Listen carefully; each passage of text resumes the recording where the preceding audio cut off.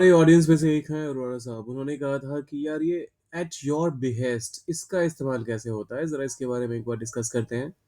तो your wish my command. करते हैं शुरुआत। समझते हैं कि जब कभी भी आपको एट योर बिहेस्ट का करना होता है इस्तेमाल, तो क्या वो सिचुएशंस होती हैं। सबसे पहले ये 4 एग्जांपल स्टेटमेंट्स देख लीजिए आप। उसने यह फैसला किसी के कहने पर नहीं अपनी मर्जी से लिया।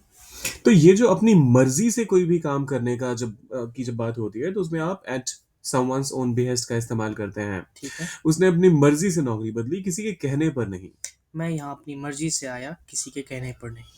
उसने अपनी मर्जी से माफ किया, किसी के कहने पर नहीं। ये इन सब में जो एक कॉमन चीज थी वो ये कि किसी के कहने पर नहीं, अपनी मर्जी से।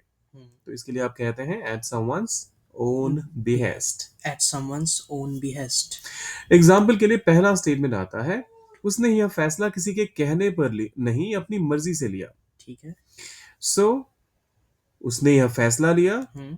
ही made this decision. He made this decision हाँ। अपनी मर्जी से, एट हिज ओन बिहेस्ट। इस वजह से नहीं कि किसी और ने उसे उससे कुछ कहा था, नॉट हाँ। Because someone told him to. ठीक है।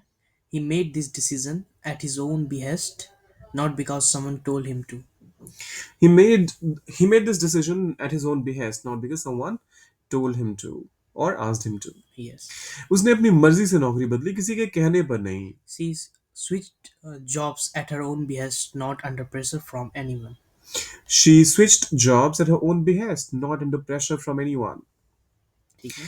नौकरी बदलने के लिए आप स्विच जॉब्स का इस्तेमाल भी करते हैं। अगर नौकरी छोड़ने की बात हो तो आप क्विट का इस्तेमाल करते हैं। ओके। मैं यहाँ अपनी मर्जी से आया, किसी के कहने पर नहीं। अब इसे इंग्लिश में क्या कहेंगे, सोचिए, डालिए कमेंट बॉक्स में। और जाने से पहले इसे डालना है कमेंट बॉक्स में, वो तो आपको समझ में आ ही गया है। हाँ। और चैनल पे ऐसे ढेरों वीडियोस आपको रोज देखने को मिलते हैं, तो जाने से पहले सब्सक्राइब, लाइक और शेयर भी कर दीजिएगा। मिलते हैं जल्दी।